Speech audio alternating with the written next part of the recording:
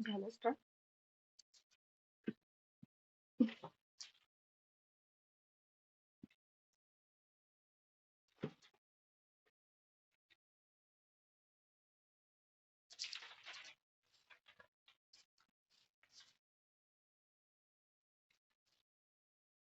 नमस्कार. डॉक्टर गर्जे आयुर्वेद और श्री तारकेश्वर आयुर्वेद के संयुक्त विद्यमान से हमने जो आयुर्वेद अध्ययन पर्व शुरू किया है, इसमें सभी का फिर से स्वागत. हेलो, आवाज आ रहा है? हेलो. हाँ आ रही है. गुड मॉर्निंग मैम, आ रही है ओके. आवाज. Yes yes. ओके. हाँ. तो धन्वंतरी देवता को नमस्ते करते हुए हम इसकी शुरुआत करेंगे.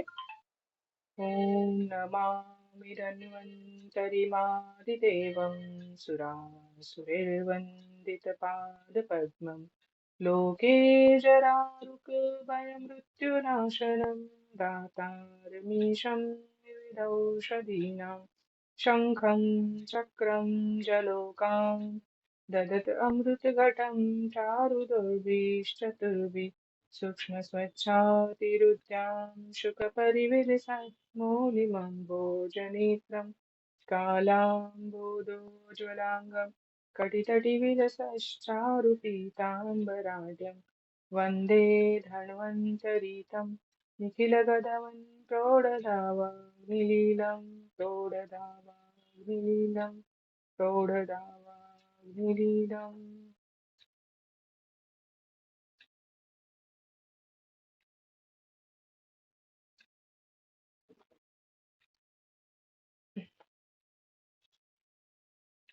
तो हमने सूत्रस्थान का जो पहला अध्याय है, आयुष्कामीय, इसका वाचन हुआ है. अभी द्वितीय अध्याय की शुरुआत करते हैं. अथा तो दिनचर्या अध्यायं व्याख्यास्यामः इति ह स्माहु आत्रेयादयो महर्षयः. तो दूसरा जो अध्याय है, दिनचर्या अध्याय, तो यहाँ जो आत्रेयादि महर्षि है, उन्होंने यहाँ पे दिनचर्या ही अध्याय का वर्णन क्यों किया? आयुष्कामी ये जो अध्याय है उसके बाद दिनचर्या ही क्यों? बाकी भी अध्याय बोल सकते थे. तो ग्रंथकार का कहना है कि आयुष्य कामीय, आयु की कामना हम जब करते हैं, तो आयु का जब कामना करते हैं तो हमें कैसे आचरण करना चाहिए, तो हमारी आयु बढ़ेगी. हम्म क्योंकि आचरण आचरणात लभते आयु. जो हम दैनंदिन हमारी जो आचरण होगा, जो हमारा व्यवहार होगा, जो खान पान होगा, उसके हिसाब से फिर हम जो हमारी आयु है वो डिसाइड होती है. तो इसी वजह से आयुष्कामी अध्याय के बाद दिनचर्या अध्याय का यहाँ पे वर्णन किया है. अथा तो मीन्स एक तो मंगलाचरण के हिसाब से यहाँ पे अथ यह शब्द यूज होता है. और अथा तो मीन्स यहाँ पे आयुष्कामीय अध्याय के बाद में दिनचर्या अध्याय की यहाँ पे शुरुआत हुई है.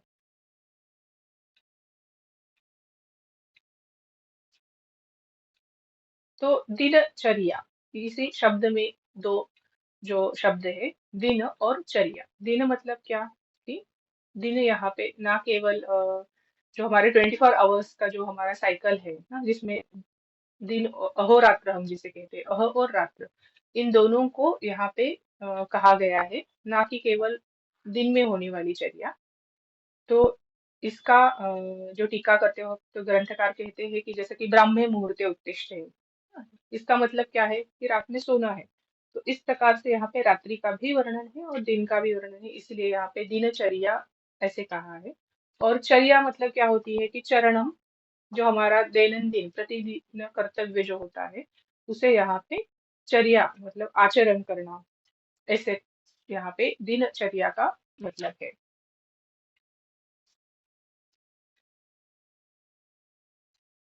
दिनचर्या की शुरुआत कैसे करनी है? ब्राह्मे मुहूर्त उत्तिष्ठे स्वस्थ रक्षार्थम आयुषः. तो उठने से हमें, जैसे कि नींद से जागते हुए हमें दिन की जो हम चर्या शुरू करते हैं, तो ब्राह्मे मुहूर्ते, ब्राह्म मुहूर्त मतलब क्या है? जो ब्रह्म यानी कि ज्ञान, और ज्ञान को प्राप्त करने वाला जो मुहूर्त कहा है, उसे ब्राह्म मुहूर्त कहते हैं. तो जो अर्ली इन द मॉर्निंग का जो समय होता है, तो इस मुहूर्त में हमारा जो मन है शांत होता है। इसकी वजह से जो हमारी ग्रास्पिंग पावर जो हम कहते हैं कि ज्ञान ग्रहण करने की हमारी क्षमता अधिक होती है, इसीलिए इसे ब्राह्म मुहूर्त कहते हैं। और इस मुहूर्त में हमें कैसे करना है? उत्तिष्ठे स्वस्थो रक्षार्थम आयुषः। किसे उठना है? तो जो स्वस्थ है। हाँ, स्वस्थ में मतलब क्या? आपने देखा है कि समदोषाः समागनिश्च समधातु मलक्रियः प्रसन्न आत्मेन्द्रिय मनाः स्वस्थ इति अभिधीयते। तो इस प्रकार का जो व्यक्ति है, जो स्वस्थ है, अनातुर है, उसको कोई भी किसी भी प्रकार की व्याधि नहीं है, उस व्यक्ति ने ब्राह्म मुहूर्त में उठना है।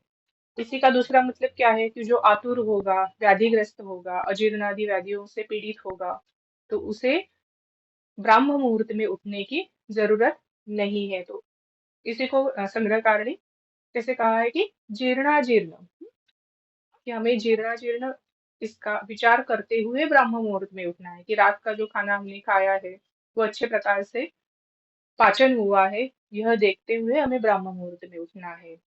कि इसी वजह से जो शेषाजीर्ण आता है, कि अगर खाना अच्छे से पचा नहीं है, तो उस व्यक्ति को चिकित्सा कैसे है कि उसे दिवास्वाप लेने के लिए अलाउड किया गया है। तो इस प्रकार से जीर्ण अजीर्ण, हाँ, हम स्वस्थ है या आतुर है, यह देखते हुए ब्राह्म मुहूर्त में उठना है। और क्यों उठना है? रक्षार्थम आयुषः, आयु की रक्षा करने के लिए।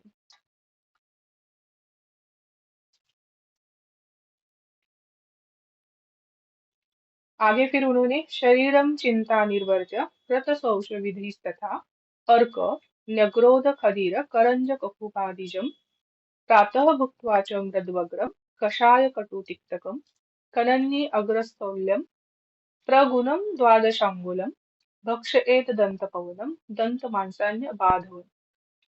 तो फिर आगे उठने के बाद हमें क्या करना है? कि दंत धावन आदि जो विधि है, शौचादि जो विधि है, इनका हमें पालन करना है।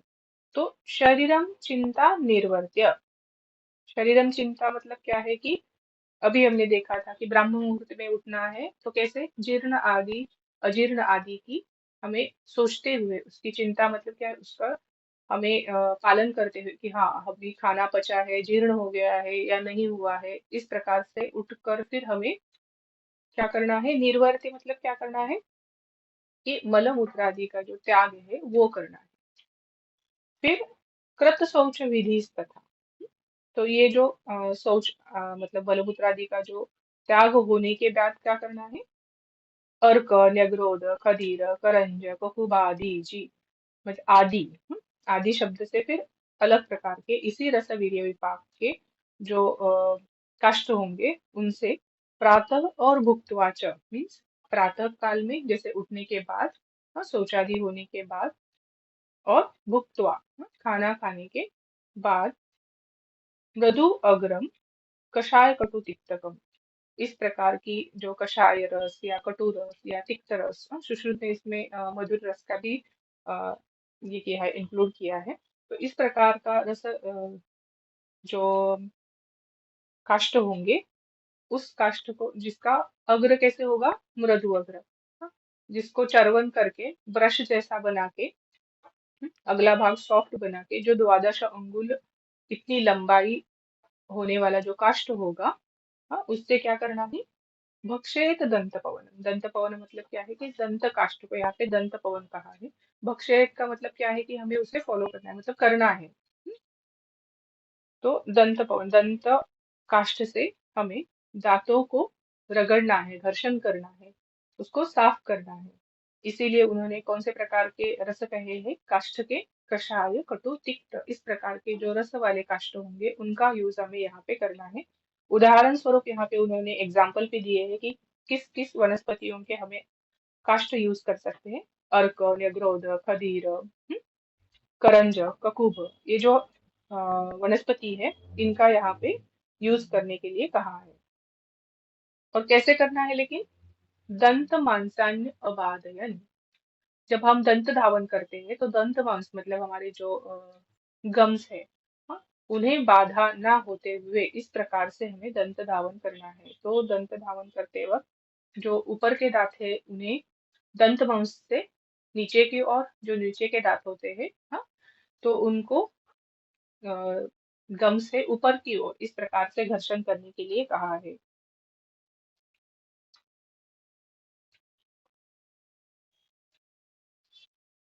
आगे फिर दंत धावन किसे नहीं करना, किसे करना चाहिए, इसके बारे में बताते हुए नाद्यात् अजीर्णम वमतु श्वास कास ज्वरार्दिति तृष्णास्य पाक रत नेत्र शिरः करणामयी च। इस प्रकार से जो व्याधिग्रस्त है, अभी तो हमने पहले ही कहा था कि जो अजीर्ण आदि व्याधियों से जो पीड़ित है उन्हें ब्राह्म मुहूर्त में पहले तो उठना ही नहीं है।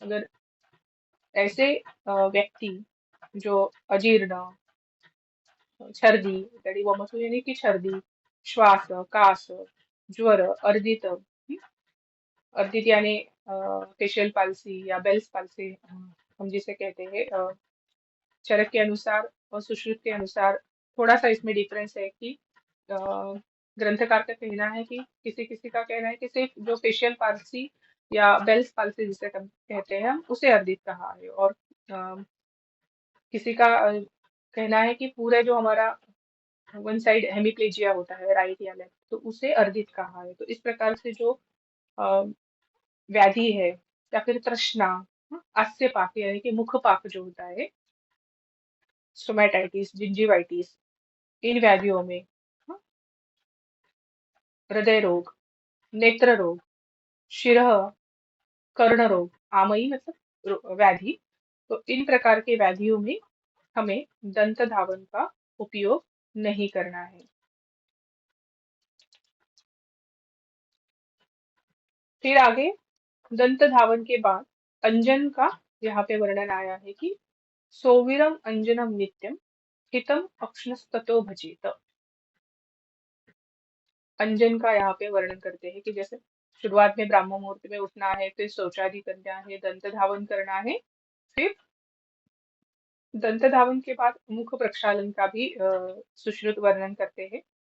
लेकिन यहाँ पे हम अभी अष्टांग हृदय के बारे में देख रहे हैं, तो उन्होंने अंजन का वर्णन किया है कि सोविरम अंजनम नित्यम हितम अक्ष्णस्ततो भजेत। जो सोविर अंजन है उसका नित्य हमें एप्लीकेशन करना है। हित होता है, अक्ष्ण मीन्स चक्षु के लिए, वह हित होने की वजह से उसे नित्य अप्लाई करना है। नित्य मीन्स सर्वदा, और हित जो होता है मतलब जो पथ्य है, पथ्य होता है मतलब जिसे हम डेली कर सकते हैं ऐसा। तो सोविरंजन, और आगे फिर उन्होंने क्यों करना है, चक्षुः तेजोमयं तस्य विशेषात् श्लेष्मतो भयम् योजयेत सप्तरात्रिस् अस्मात् श्रावणार्थम रसांजन। आगे कहते हैं कि क्यों करना है हमें ये सोविरांजन नित्य।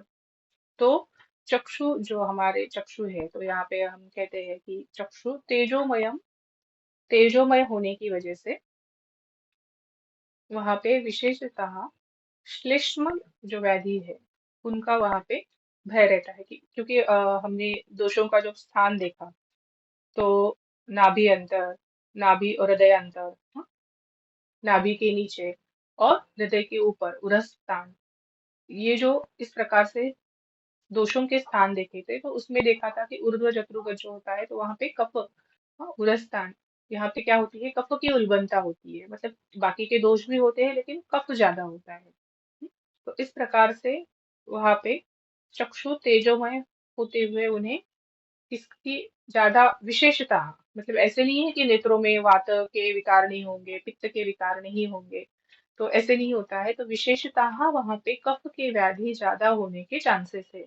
तो उसकी वजह से उसे, उसका रक्षण करने के लिए हमें नित्य सोविरंजन का सेवन करना है, मतलब सेवन करना है इन द सेंस उसे अप्लाई करना है। योजयेत सप्तरात्रि श्रावणार्थम रसांजन। तो श्रावणार्थ मतलब क्या है कि जो बाहर निकालने के लिए, दोषों को बाहर निकालने के लिए जो अंजन यूज होता है, मतलब शोधन करने के लिए, नेत्रों का शोधन करने के लिए जो अंजन यूज होता है वो है रसांजन। दार्विक वाद से अजाक्षर में उसका पाक बना के जो अंजन तैयार किया जाता है उसे बोलते हैं रसांजन। तो इस रसांजन का यहाँ पे उपयोग करना है। तो रसांजन जो है ये कैसा है कि श्रावणार्थ मतलब श्लेष्मा को बाहर निकालने वाला, दोषों को बाहर निकालने वाला, इस प्रकार से यहाँ पे उसका वर्णन है। तो ये कब यूज करना है? सप्तरात्रि मतलब हर 7 दिन में, मतलब हफ्ते में एक बार रसांजन का उपयोग करना है। और बाकी का उपयोग हमें कब करना है? नित्य सेवन करना है। तो यहाँ पे आप एक चीज नोटिस करेंगे कि सप्तरात्रि, तो रात्रि में यूज करने के लिए कहा है। और इसके जस्ट पहले हमने देखा कि दंत धावन के बाद हमें अंजन का उपयोग कहा है। तो ये विरोधाभास हो जाएगा, ऐसे हमें लगेगा कि अरे ऐसे कैसे हो गया। हाँ, दंत धावन के बाद अगर हमें अंजन करना है तो फिर दंत धावन रात में करना है क्या? तो वैसे नहीं है। जो नित्य सेवनी अंजन मतलब जो नित्य लगाने वाला अंजन होता है, सोवीर अंजन, वो हमें दंत धावन के बाद पूर्वाह्न काल में लगाना है। और जो श्रावणार्थ अंजन हम जो सप्तमे 7वें दिन, हाँ, हफ्ते में एक बार, ऐसा जो अंजन श्रावणार्थ मतलब दोषों को बाहर निकालने के लिए, श्लेष्मा को बाहर निकालने के लिए जो अंजन यूज करेंगे उसका उपयोग हमें रात्रि में करना है। तो इस प्रकार से अ, उसमें थोड़ा सा एडिशन करके सुश्रुत ने पंच, सप्त और अष्टरात्र ऐसा जो वर्णन है कि दोषों की बहुलता देखते हुए कि अल्प है, मध्यम प्रमाण में दोष बढ़े हुए हैं, या बहुत बहुल मात्रा में दोष बढ़े हुए हैं, इस प्रकार से हमें कितनी फ्रीक्वेंसी रखनी है ये श्रावणार्थ अंजन की। हाँ, रसांजन हमें कितनी फ्रिक्वेंटली यूज करना है कि 5 ही दिन में यूज करना है, 7 दिन में यूज करना है, या आठ आठ दिन में यूज करना है। तो अगर कफ की उल्बणता मतलब कफ ज्यादा मात्रा में बढ़ा है और वहाँ के दोष ज्यादा है, तो हमें क्या करना है कि 5 5 दिन में ही हम ये अंजन रसांजन यूज कर सकते हैं। वही अगर मध्यम प्रमाण में है या फिर अधिक प्रमाण कम प्रमाण में है तो उसकी फ्रीक्वेंसी हम रिड्यूस कर सकते हैं। तो इस प्रकार से हमें रसांजन का उपयोग करना चाहिए। आगे फिर उन्होंने ततो नावन गंडूष धूम तांबूल भाग भवे। तो मीन्स इसके बाद हमें क्या करना है? अंजन के बाद हमें क्या करना है? नावन करना है, गंडूश करना है, धूम करना है, तांबुल सेवन करना है। तो ग्रंथकार कहते हैं कि जो अंजन से उत्क्लेश होने के बाद जब दोष बाहर निकलते हैं तो उनका शोधन करने के लिए फिर हमें क्या करना है? नावन और गंडूश करना है, उन दोषों को और अच्छे से बाहर निकालने के लिए। नावन मतलब क्या है कि यहाँ पे नस्य, नस्य का उपयोग करना है। जैसे कि डेली जो नित्य सेवनी अनुतेल का नस्य है, इस प्रकार से नावन और गंडूश करना है। और धूमपान उसके बाद जो कहा है कि धूमपान क्यों करना है? तो जो गंडूश मतलब कवल और गंडूश ना, हम जो धारणीय मात्रा होती है मुख में और जो संचारी मात्रा होती है, तो इस प्रकार से जो कवल और गंडूश इनसे जो उत्क्लेशित दोष होते हैं उनको बाहर निकालने के लिए फिर धूमपान का यहाँ पे उपयोग करना है। और उसके बाद फिर है तांबुल सेवन। तांबुल सेवन मतलब जैसे कि आगे फिर उसका डिटेल में वर्णन आएगा कि तांबुल सेवन जो मुख की रुचि बढ़ाता है, मुख का शोधन करता है। रुचि बढ़ने की वजह से फिर हमें जो भूख लगेगी अच्छे से, इस वजह से यहाँ पे तांबुल सेवन का वर्णन है। तो आगे कहते हैं कि तांबुल सेवन किसे नहीं करना चाहिए? तांबुलम क्षतपित्तास्त्र रुक्ष उत्कुपित चक्षुषाम विषमूर्छा मदार्तानाम अपथ्यम शोषिनामपि। जो लोग शतक्षीण होते हैं, उरक्षक के या राजक्षमा से पीड़ित जो लोग हैं, और रक्त पित्त से पीड़ित जो लोग हैं, जिनमें रक्तस्राव की ज्यादा टेंडेंसी होती है, ऐसे लोग, हाँ, रुक्ष शरीर में अति रुक्षता उत्पन्न हुए ऐसे, उत्कुपित चक्षुषाम मीन्स जो अभिसंधादि जो व्याधि है उनमें, विष, मूर्छा, जो मद, हाँ, मद्यपान की वजह से जिनमें मदात्य हुआ है, ऐसे जो आर्त लोग हैं उनमें तांबुल का क्या है, अपत्य है, मतलब तांबुल सेवन नहीं करना है। शोषी नाम अपी, जो शोष से पीड़ित है, जैसे राजयक्ष्मा, अलग अलग प्रकार के जैसे मुख शोष, ये प्रकार के जो शोष होते हैं, उनमें तांबुल का सेवन नहीं करना है, ऐसे कहा है। अभ्यंगम आचरेत नित्यम स जरा श्रम वातः दृष्टि प्रसाद पुष्टि आयु स्वप्न सुत्वक दार्ढ्यकृत। फिर इसके बाद ग्रंथकार कहते हैं कि अभी आपको क्या करना है कि अभ्यंग करना है। हम्म? तो अभ्यंगम आचरेत नित्यम, आचरेत मीन्स उसका हमें आचरण करना है, चरण करना है, जो प्रतिदिन करने वाला कर्म है उसमें हमें अभ्यंग करना है। तो अभ्यंग करने से क्या होता है कि जरा श्रम वात इनका नाश होता है। नाश होता है इन द सेंस क्या कि जो जरा जल्दी जल्दी जो एज बढ़ता है, हाँ, उसकी स्थापना होती है, वयस्थापन होता है, रिंकल्स और त्वक का दार्ढ्य आने से जो अर्ली एजिंग है वो हम उसमें रोक सकते हैं।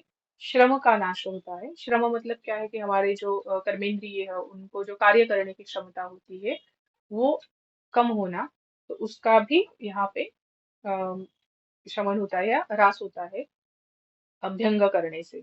और वात जो व्याधि है, वात में तो उसकी विशेष जो चिकित्सा कही है कि तेल, तो उससे अभ्यंग करने से वात का भी यहाँ पे शमन होता है। दृष्टि प्रसाद, दृष्टि प्रसाद होता है, क्योंकि आगे फिर वो विशेषात जब कहते हैं कि यहाँ यहाँ तो विशेषतः अभ्यंग करना है, तो जो पादाभ्यंग से हमारी दृष्टि, क्योंकि हमारी जो मज्जाधरा कला मित्र इसका जो संबंध है, सायो पित्त धरा मज्जाधरा, तो ये जो संबंध है इसकी वजह से अभ्यंग करने से दृष्टि का प्रसाद होता है।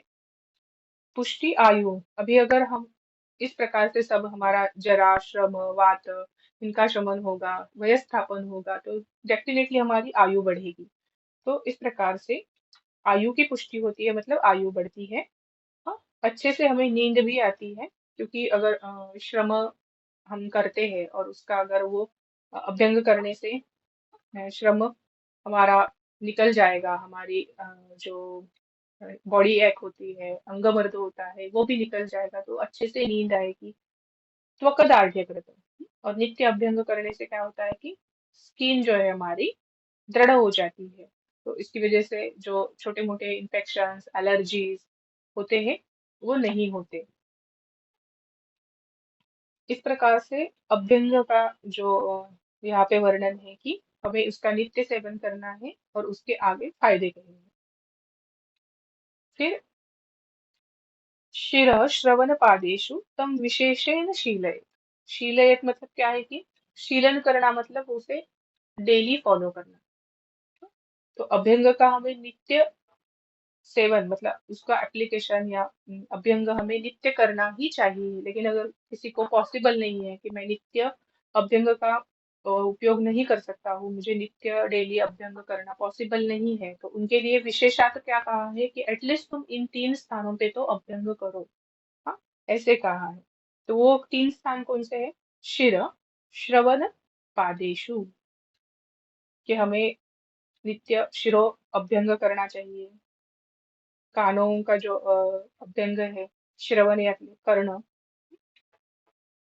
इन यहाँ पे हमें अभ्यंग करना है। और पाद, इन 3 स्थानों पे एटलीस्ट हमें नित्य अभ्यंग करना है, जिन्हें पॉसिबल नहीं है कि सर्वांग अभ्यंग करें। वर्जो अभ्यंगम कफग्रस्त कृत संशुद्ध अजीर्णिभिः।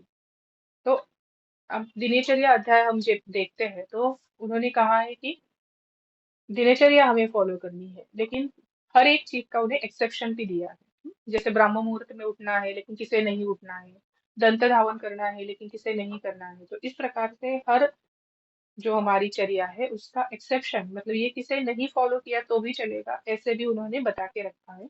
तो उसमें है कि अभ्यंग किसे नहीं करना, तो जो कफग्रस्त है। कफग्रस्त होना मतलब क्या है कि उसकी अति वृद्धि होना, जहाँ पे कफ अधिक मात्रा में बढ़ा हुआ है, तो उन उन व्याधियों में या उन व्यक्तियों में हमें अभ्यंग नहीं फॉलो करना है, नहीं करना है। कृत संशुद्ध, क्योंकि संशोधन, क्योंकि अभ्यंग है जो त्वचा पे हम जब अभ्यंग करते हैं तो हम देखते हैं कि भाजक पित्त उसका पाचन करके फिर वो काम करता है। लेकिन जो कृत संशुद्ध व्यक्ति होते हैं उनमें ऑलरेडी अग्नि की कमी होती है, अग्नि मांद्य होता है। अभी हमने वमन किया पेशेंट को, तो इसीलिए हम संसर्जन क्रम फॉलो करते हैं कि जिससे थोड़ा थोड़ा जैसे घी डालते हुए हम अग्नि को बढ़ाते हैं, उसी प्रकार से हम संशोधन क्रम को फॉलो करते हुए धीरे धीरे पेशेंट का अग्नि जो है वो बढ़ाते हुए नॉर्मल पे लाते हैं।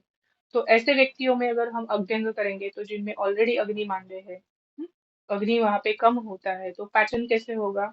तो इन व्यक्तियों में भी हमें अभ्यंग का आचरण नहीं करना है। और अजीर्णी, उसी प्रकार से कि अजीर्ण क्यों होता है? अग्निमांद्य, तो अग्निमांद्य है, तो इन व्यक्तियों में अजीर्ण जो व्यक्ति है उनमें हमें अभ्यंग नहीं करना है।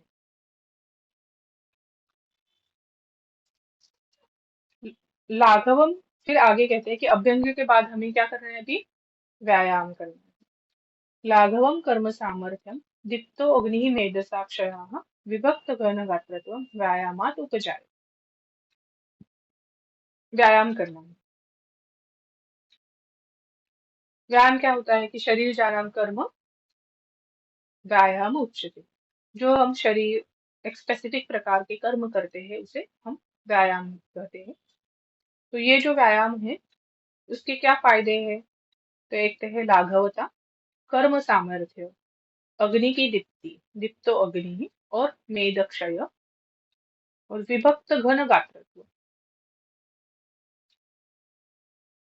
इस प्रकार से व्यायाम के फायदे होते हैं। तो विभक्त घन गात्रत्व मतलब क्या है? कि शरीर में दृढ़ता आना। व्यायाम करने से शरीर दृढ़ बनता है। शरीर अगर हमारा अच्छा होगा तो हमारा वैधि क्षमत्व अच्छा होता है। हाँ, व्याधियां उत्पन्न नहीं होती है, या फिर अगर थोड़े बहुत प्रमाण में उत्पन्न भी हुई तो हमारी जो प्रतिकार शक्ति है, व्याधि क्षमत्व है, वो अच्छा होने से वो व्याधि ज्यादा हावी नहीं होती। तो इस प्रकार से व्यायाम के फायदे होते हैं। अग्नि की दीप्ति होती है। अग्नि अगर अच्छा रहेगा तो रोगाः सर्वेपि मंदे अग्नौ, हम ऐसे कहते हैं कि सभी रोगों की उत्पत्ति अग्नि मांद्य से होती है। और अग्नि हमारा अगर अच्छा रहेगा तो छोटे मोटे जो इन्फेक्शन आते हैं तो उन्हें भी हम बॉडी से हटा देते हैं। हाँ, आम की उत्पत्ति नहीं होगी तो उसकी वजह से जो उत्पन्न होने वाले व्याधि है वो नहीं होंगे, और हमारा शरीर संतुलित रहेगा, व्याधि मुक्त रहेगा। तो इस प्रकार से अग्नि की दीप्ति होना। और व्यायाम से जो मेधसा क्षयाम, क्योंकि जो मेधावी व्यक्ति होते हैं, जो अष्टो निंदित या पुरुष हम जिसे कहते हैं कि अति स्थूल जो व्यक्ति है उन्हें निंदित कहा है। क्यों? कि उनमें कई सारे व्याधि अपने आप उत्पन्न होते हैं। जो स्थूल व्यक्ति होते हैं वो काफी सुकुमार होते हैं, उनका वैधिक क्षमत्व कम होता है, कम कर्म करने की क्षमता कम होती है। तो इस वजह से अगर नित्य व्यायाम करेंगे तो मेधसा क्षय होने की वजह से फिर से हमारा वैदिक क्षमत्व अच्छा होगा और आयु बढ़ेगी। इस प्रकार से व्यायाम के अलग अलग फायदे होते हैं। फिर आगे उन्होंने वही कहा है कि व्यायाम किसे नहीं करना है? तो जो वात पित्त आमयी, बाल, वृद्ध, अजीर्णी च तम त्यजेत। तो इस प्रकार से जो व्याधिग्रस्त है और जो बाल है या वृद्ध है, अबो 70 ईयर्स है, अबो बिलो 16 है, तो ऐसे व्यक्ति, वात पित्त व्याधियों से जो ग्रस्त व्यक्ति है, क्योंकि ऑलरेडी वो रुक्ष होते हैं, तो और अगर वो व्यायाम करेंगे तो उनमें और रुक्षता बढ़ेगी और व्याधि बढ़ेगा। तो जो ऐसे जो व्याधि है कि जो वात और पित्त की वजह से उत्पन्न हुए व्याधि है, हाँ, बालक, वृद्ध व्यक्ति और अजीर्ण से पीड़ित व्यक्ति, उन्हें व्यायाम नहीं करना है। क्योंकि अजीर्ण में क्या कहा है? कि उन्हें क्या करना है? जीवाश्वाप लेने के लिए कहा है, या फिर उन्हें आराम करना है, जिससे वो अजीर्ण जो है, हाँ, कि दिन में उन्हें कैसे खाने से पहले अगर वो थोड़ा सा नींद लेते हैं तो उनका जो अजीर्ण है वो पाचन हो जाएगा, अग्निदीप्त हो जाएगा, और अजीर्ण नाश हो जाएगा।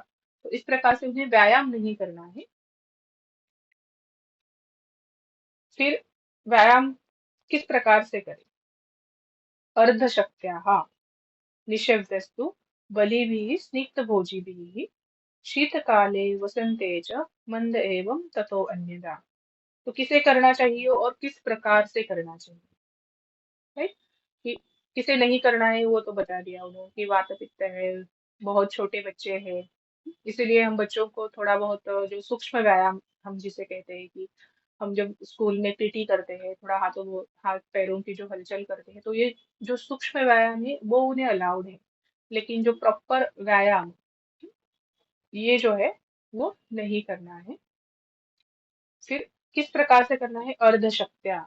अब ये अर्ध शक्ति कैसे पता चलेगी कि हर एक की शक्ति अलग अलग होती है, तो उसे हम कैसे पहचानेंगे कि मेरी शक्ति क्या है, आपकी शक्ति कैसे होगी? तो अगर हमारी श्वसन की गति बढ़ती है, हार्ट रेट बढ़ता है, और मुख से श्वास जब हम लेना शुरू करते हैं, तो ये अगर लक्षण उस व्यक्ति में व्यायाम करते हुए उत्पन्न होते हैं, तो उन्हें व्यायाम करना स्टॉप करना है। तो इसीलिए हम पेशेंट्स को कहते हैं कि हर एक पेशेंट को हम ऐसे कहेंगे क्या कि नहीं, आपको 1 घंटा व्यायाम करना ही है, हाँ 1 आवर आपको एक्सरसाइज करनी ही है, हैवी एक्सरसाइज करनी है, ऐसे नहीं है। हम उन्हें कहते हैं कि जैसे आपकी सांस फूलने लगे या काफी पसीना आने लगे, हाँ मुख से सांस लेने की जरूरत पड़े, तो आप व्यायाम रोक दो, भले ही वो आपके लिए 15 मिनट का हो, किसी के लिए 1 आवर का हो। तो उसे हम अर्धशक्त्या व्यायाम कहते हुए किसे करना है लेकिन? बली भी ही, जो बलवान है, स्निग्ध भोजी है, हाँ जो, क्योंकि अगर ऑलरेडी वो रुक्ष भोजन करने वाला है, उसकी बात प्रकृति है और वो काफी रुक्ष है, और उसे हम अगर व्यायाम करें, कहने करें, बोलेंगे कि आप व्यायाम करो, तो क्या होगा? उसमें और लाघवता उत्पन्न होगी, और रुक्षता उत्पन्न होगी, और कफ का क्षय होगा, और मेद का क्षय होगा, और फिर क्या, वो व्याधिग्रस्त हो जाएगा। तो जो स्निग्ध भोजी होते हैं, अच्छा सात्विक भोजन करने वाले हैं, बलवान हैं, उन्हें फिर कितना व्यायाम करना है? उन्हें भी सिर्फ अर्ध शक्ति व्यायाम करना है। वो वो भी कैसे? शीतकाल में। शीतकाल मतलब क्या है? वसंत, शिशिर और हेमंत, ये जो ऋतु है, तो ये जो शीतकाल है, क्योंकि इन काल में कैसे बल कैसा होता है? अच्छा होता है, वैदिक क्षमत्व अच्छा होता है। तो इस वजह से जो बलवान व्यक्ति है, स्निग्ध भोजी है, और शीतकाल में उन्हें अर्ध शक्ति व्यायाम करना है। और वही व्यक्ति अगर बलवान है, सिद्ध भोजी है, फिर भी ऋतु अगर शीतकाल नहीं है, जैसे कि ग्रीष्म ऋतु है, तो उन्हें अर्ध शक्ति से भी कम व्यायाम करना है। दैट इज मंदम एवं ततो अन्यदा। अन्यदा मतलब क्या है कि जो अलग अदर ऋतु है, शीतकाल को छोड़ के जो ऋतु है, तो उनमें उन्हें अर्ध शक्ति से भी कम व्यायाम करना है। नहीं तो क्या होगा फिर? आगे उन्होंने ये भी कहा है कि अति व्यायाम, मतलब अगर ऐसे अर्ध शक्ति व्यायाम वो नहीं करेंगे, तो आगे उन्होंने उसका भी वर्णन किया है। उसके पहले वो कहते हैं कि तम कृत्वा अनुसुखम देहम मर्द एत समन्ततः। तो पहले हम उसके आगे का श्लोक देखेंगे कि अगर ये अर्ध शक्ति व्यायाम हम फॉलो नहीं करते तो क्या होगा? तृष्णा क्षय प्रतमको रक्त पित्तम श्रम क्लम अति व्यायामतः पासो ज्वरश्चर्दिश्च जायते। इस प्रकार से व्याधि उत्पन्न होंगे। क्योंकि हम प्रैक्टिकली भी देखते हैं कि जब हम काफी ज्यादा एक्सरसाइज करते हैं तो क्या होगा? हमारी जो फाइट एंड फ्लाइट सिस्टम जो हम कहते हैं, हाँ, कि सिंपैथेटिक नर्वस सिस्टम, तो ये एक्टिवेट हो जाती है। तो उससे क्या होता है कि फाइट एंड फ्लाइट सिस्टम में क्या है कि बॉडी को लगता है कि सिर्फ अभी अभी जो वाइटल ऑर्गन्स है उसे हमें कैसे तो बचाना है, बाकी की जो हमारी सिस्टम है वो अपने आप शट डाउन हो जाती है। तो फिर हमारा डाइजेशन अच्छा नहीं होगा, हमें भूख नहीं लगेगी, वैसो कंस्ट्रिक्शन होता है। तो इस वजह से जो पेरिफेरल जो स्मॉल कैपिलरीज है, हाँ वैसो कंस्ट्रिक्शन होने की वजह से क्या होगा? फिर बीपी बढ़ेगा, राइट? हार्ट रेट बढ़ता है, बीपी बढ़ता है, सलाइवेशन कम हो जाता है, तो मुख में क्या होगा? फिर ड्राइनेस क्रिएट होगा, काफी प्यास लगेगी। तो इस प्रकार से वैसो कंस्ट्रिक्शन होता है। तो बॉडी का टेम्परेचर मेंटेन करने का काम क्या है हमारा? थर्मो जो हमें रेगुलेशन कहते हैं, तो वो हमारा जो स्किन से स्वेटिंग होना, उससे हमारा थर्मो रेगुलेशंस बना रहता है। अगर वैसो कंस्ट्रिक्शन होगा तो क्या होगा? जो हीट बाहर जानी चाहिए स्किन से वो नहीं जाएगी, और क्या बॉडी टेम्परेचर बढ़ने लगेगा, तो ज्वर, ब्रोंकियल जो मसल्स होते हैं उनमें भी स्पाज्म होने लगता है, सांस फूलती है। तो इस प्रकार से श्वास, कास, ज्वर, तृष्णा, हाँ, फिर सर्दी, इस प्रकार से ये व्याधियां उत्पन्न होती है। और अगर ये कंटिन्यू बना रहेगा तो रक्त पित्तम। तो यहाँ पे अभी हमने देखा कि वैसो कंस्ट्रिक्शन होता है, तो फिर ये रक्त पित्त कैसे हो गया, कि ब्लीडिंग कैसे होगी, अगर कंस्ट्रिक्शन होता है तो ब्लीडिंग कैसे होगी। तो एक तो है कि बीपी बढ़ता है। सेकेंड थिंग है कि जब ये रिसर्च स्टडी ऑलरेडी हो चुके हैं कि जब हम नॉर्मल व्यायाम करते हैं, जितना अर्धशक्ति व्यायाम कहा है, तो वह व्यायाम करने से क्या होता है कि हमारा जो वैसो डायलेशन होता है, और हमारा स्किन, इसीलिए जो हमारा विभक्त घन गात्रत्व है, स्किन अच्छी हो जाती है, टोन बने रहता है, मेदक्षय होता है, ये सारी चीजें होती है। लेकिन वो अगर अधिक मात्रा में किया जाए तो जो कोआगुलेशन और लाइसिस सिस्टम जो है, फाइब्रिनोलाइसिस, हाँ, ये सिस्टम में डिस्टरबेंस आ जाता है। और अधिक व्यायाम करने से फिर ये सिस्टम में डिस्टरबेंस आने से क्या होता है कि जैसे कि मैराथन में आप अगर देखते हो, तो कई सारे जो लोग होते हैं ना मैराथन करते हैं, कि अपनी शक्ति से अधिक व्यायाम करते हैं, अपनी शक्ति से अधिक वो दौड़ते हैं, तो उनमें कार्डियक अरेस्ट आने के चांसेस काफी ज्यादा है। क्यों? क्योंकि इन लोगों में जो कोएगुलेशन और फाइब्रिनोलाइसिस मतलब रक्त स्तंभन होने की प्रक्रिया और डाइल्यूट रहने की प्रक्रिया, ये जो हमारे शरीर में बैलेंस होनी चाहिए, इसका बैलेंस बिगड़ जाता है। अधिक व्यायाम करने से कोआगुलेशन है वो कंटिन्यू बना रहता है शरीर में, मतलब कोआगुलेशन की प्रक्रिया बनी रहेगी, लेकिन लाइसिस मतलब वो फाइब्रिन जो फॉर्म होते हैं, तो उनको तोड़ने की जो प्रक्रिया है वो कम हो जाती है।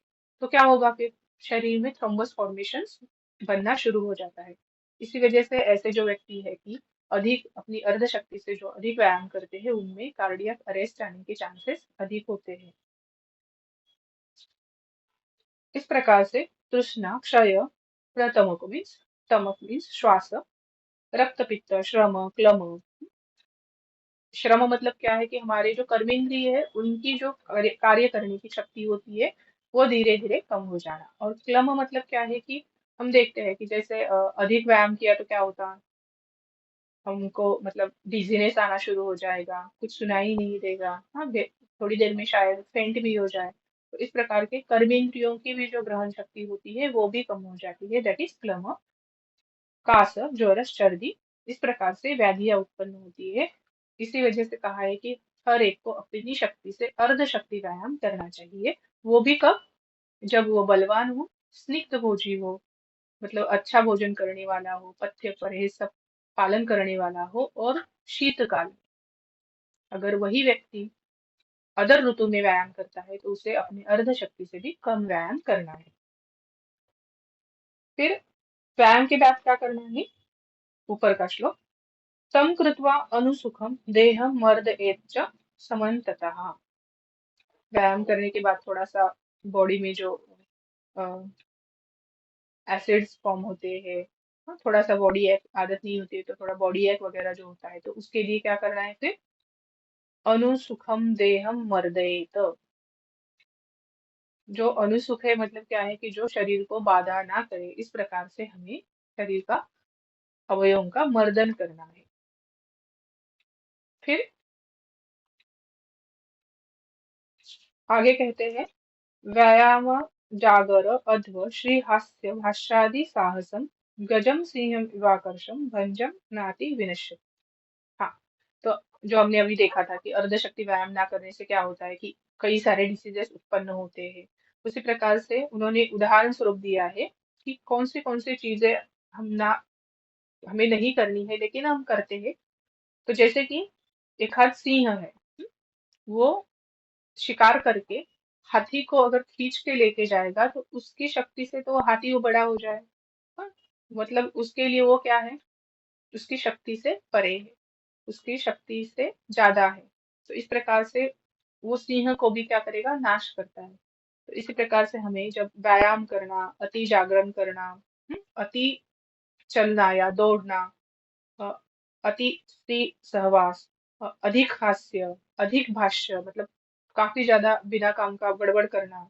इस प्रकार के जो साहसी कर्म है वो नहीं करने चाहिए, क्योंकि ये करने से क्या होता है, हमारे ही शरीर की हानि होती है। तो इस प्रकार से हमने देखा कि कैसे हम व्यायाम से फायदे भी ले सकते हैं, लेकिन अगर उसको प्रॉपर तरीके से ना करें तो हमें उसका नुकसान हो सकता है। तो आज हम यही रुकेंगे।